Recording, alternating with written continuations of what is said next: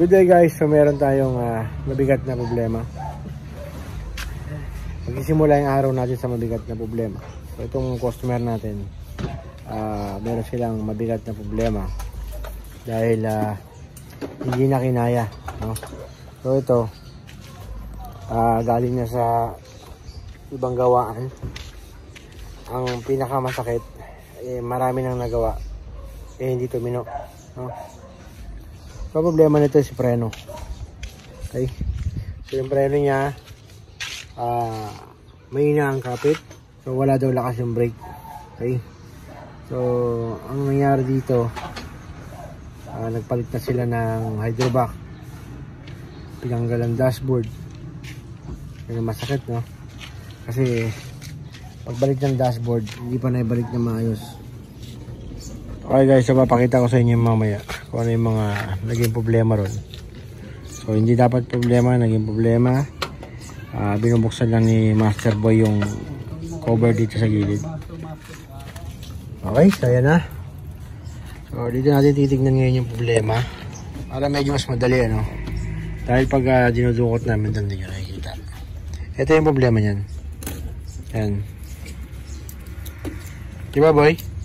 Oh. Putol na naman yung vacuum hose. Okay?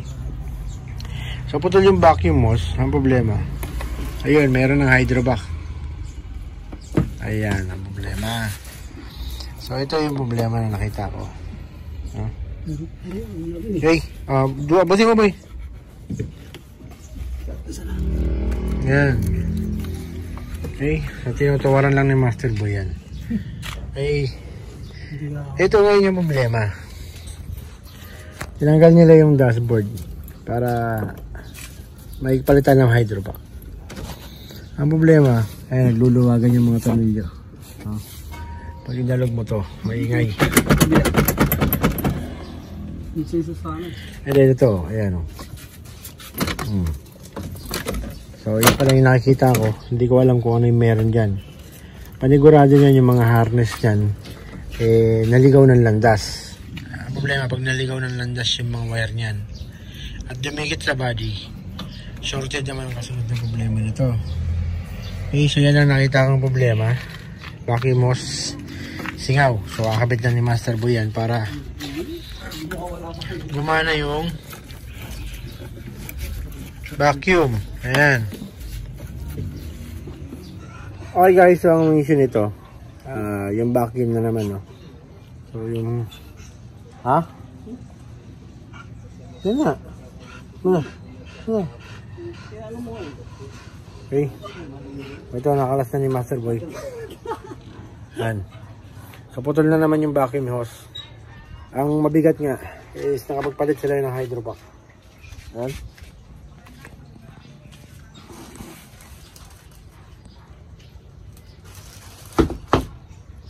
Ang problema, nung mapalitan ng hydrovac, ganun pa rin, no?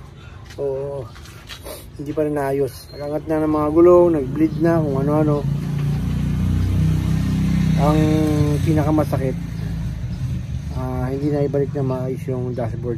So magiging issue nito makalampag. Ngayon sa binabalik niya ni Master Boy yung naputol na hose. Dahil konti na naman yung naputol, so pwede pang ipasok ulit yung kaputol. Ang naging issue nito, para madali nyo matrace, no? Kasi may video na ako nito, kaso yung iba hindi naman napapanood lahat. So mangyayari niyan, paulit-ulit tayo. So ang issue nito, ayan, singaw yung vacuum. Kaya ang reklamo nung driver, pagkapak niya ng preno, hindi kaya mag full stop, or parang hindi kumakapit. Okay, start ho. Start.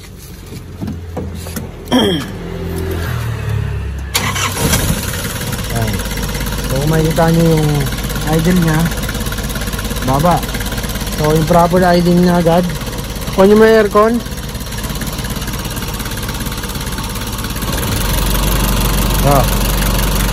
maangat na yung minor. Kung hindi ko napakita sa inyo, bumabagsak yung minor yan, namamalag yung makina. Okay, so pag ganyan mababa yung minor, sinasabi ko nga marami ang abnormality, no? Sa bomba ng steering, sa bomba ng alternator, and then sa ikot ng fan ng radiator, no? And then maraming papagpagin yan, yung balancer bushing, yung engine support, transmission support, then yung mga hose na makapalibot niya sa makina, magkakaroon ng problema yan dahil sa vibration. Kasi ang makina may tamang idle yan, no? Okay, ngayon so gumagana na yung idle up niya. Balik natin yung upuan doon, and then check natin kung nagbago yung brake. Okay guys, so pinaround test ko muna yung sakyan yan, para malaman natin kung nagbago, no? Tanong natin yung driver kung nagbago yung brake nya.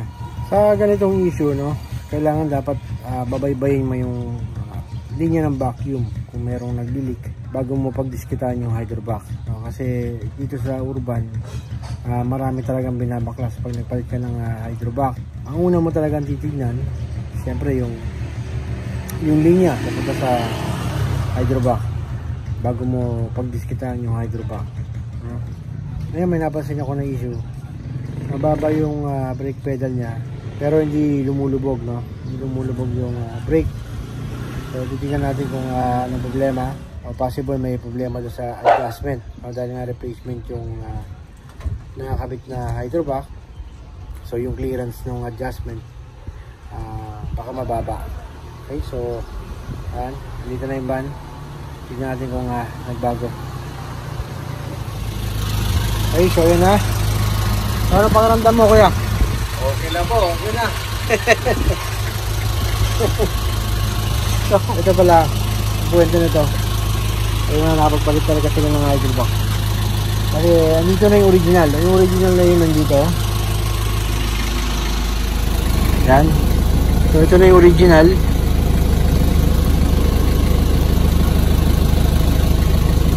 Ang problema dyan kasi, kaya yung adjustment ng pedal ko, ya dito. Baka dito, yan. So kaya mababa yung pedal mo. Yung adjustment nito. Yan. Kasi kung may problema yung master mo naman, dapat lumulubog. Ngayon, ang problema mo, maganda na yung kapit, kaso medyo mababa yung pedal. So, maaari dito sa adjustment. Diba? Pero malakas na yung brake. Kung papatanggal mo sa akin yung dashboard, ibabalik ko yung original kasi buo yan eh. Oo. 100% yan, buo yan. Mas maganda pa yan. Ha?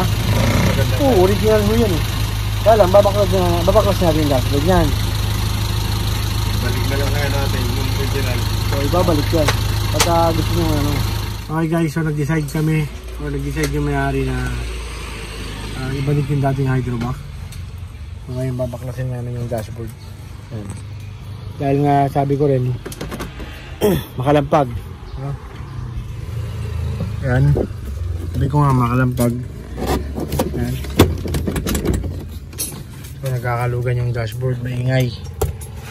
So, ipare-remounting din niya. Sabi ko, dapat ibalik na lang natin yung dating hydrovac. So, ngayon tatanggalin natin yan. Titignan natin kung ano yung mga naligaw na landas na wire. Kasi meron na nakalabit doon. Ayan. So, hindi yan dyan dapat. Dapat nasa ibabaw yan. Titignan natin kung ano pa yung mga naligaw dyan. Okay, so unang baklas. Ito wala na agad screw. So, 4 na screw wala. Ayan. And then, kung makikita nyo, walang tornilyo yung stereo. Ayun. Walang tornilyo. Maingay yan. Bakal yan eh. Kanina, siyempre bago ako baklasin yan, chinecheck ko yung mga switch.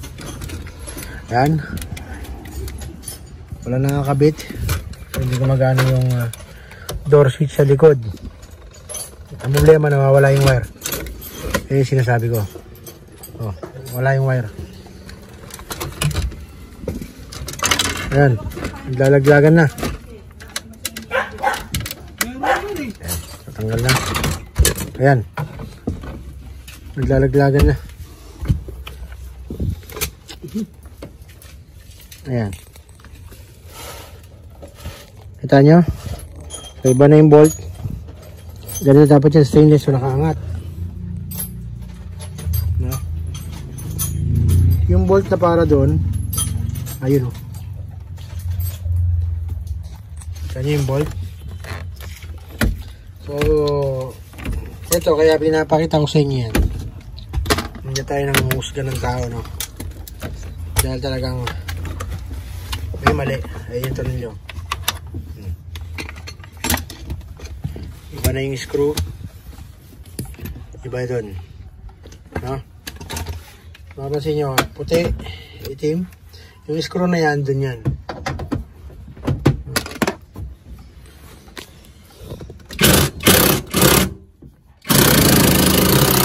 Ayun. Loose thread. Quality. So, hindi natin 100% mababalik lahat. Loose thread. Ito mahirap. Okay guys, so yan, medyo mapabilis to dahil maraming kulang.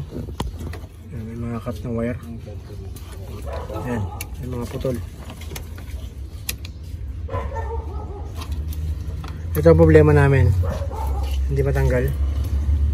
So wala naman pinasok ng hindi para dyan yung bolt. Napakatigas. Ayan, so ito yung hydro box. Ayan. So, yun ang kailangan mapalitan. Okay, so medyo matatanggal na namin. May nakita ako nakalaylay dito. Saan yan? Tornilyo. Quality, hindi nakaipit. Nakaipit yan dyan eh. Palampagan talaga yun, Okay, okay. Kung galawin nyo yun, pumilipit yan, Ayan na. So, tanggal na. Ayan. Ito yung hydrovac.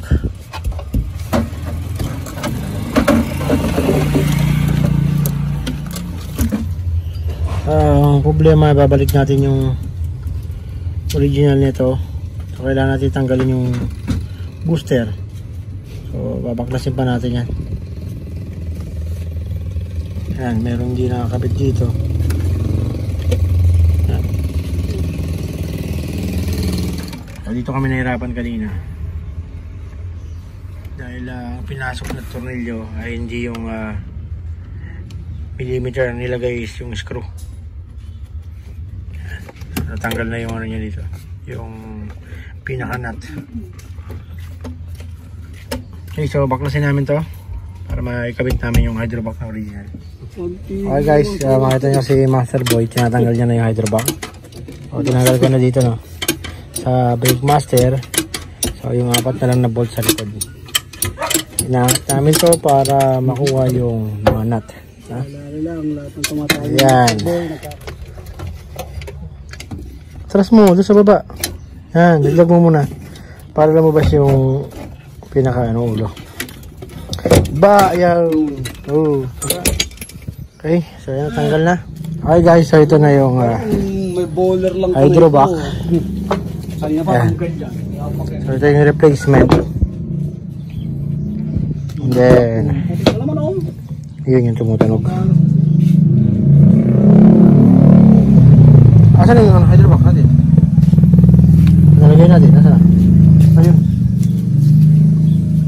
Okay, so ang problema niya kasi mababa yung pedal.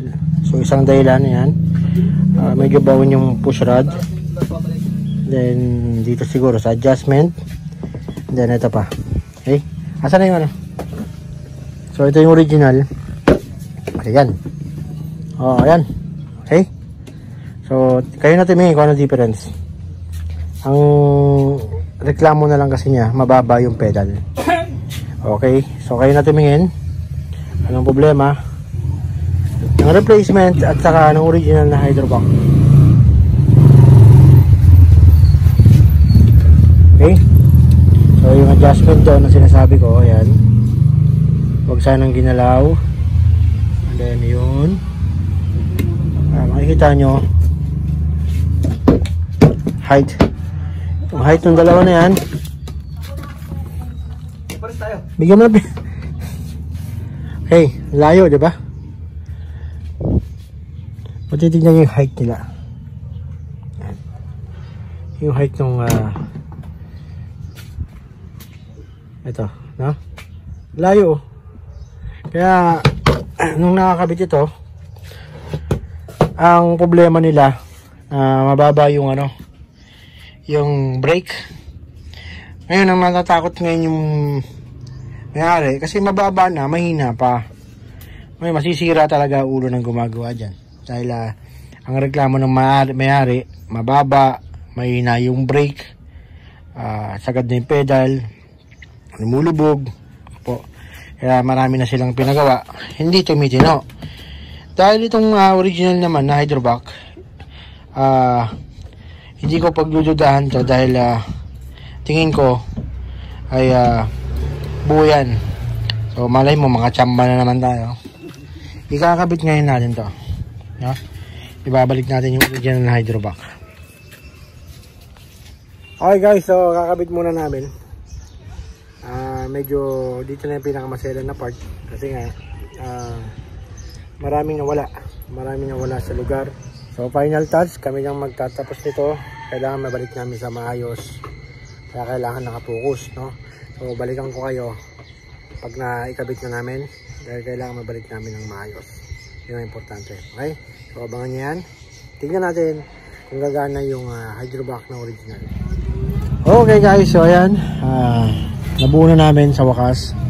So wala nang kalog yung dashboard. Then kompleto na rin namin yung mga bolt, screw. Ayan.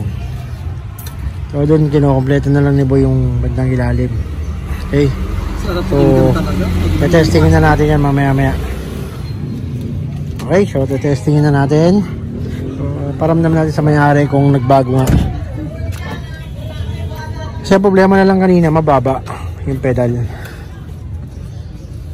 So start nyo muna.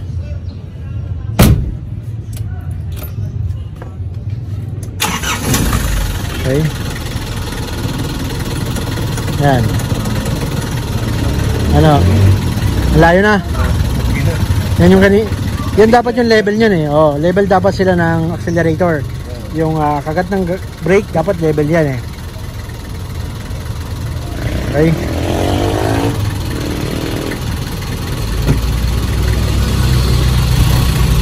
Yan.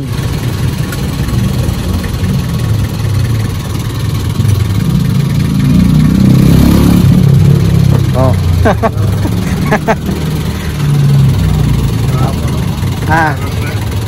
Langoy na yung kain. Hihinto na eh. Pag naman yung pa, hihinto na. Okay. Okay guys. Sabi ni Manong ayos na daw.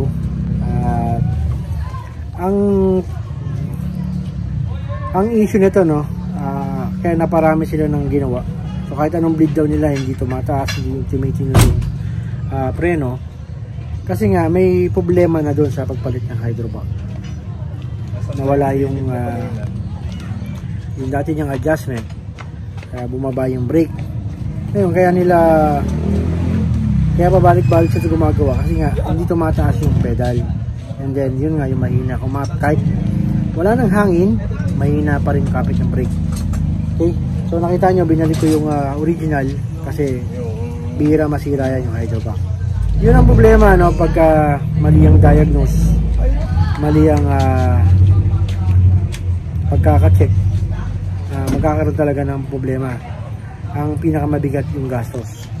Kasi dapat kung tama ang diagnose, tama ang hula, hindi mapapagastos yung mayari. Kasi dapat tama ang pinagkakagastosan para quality.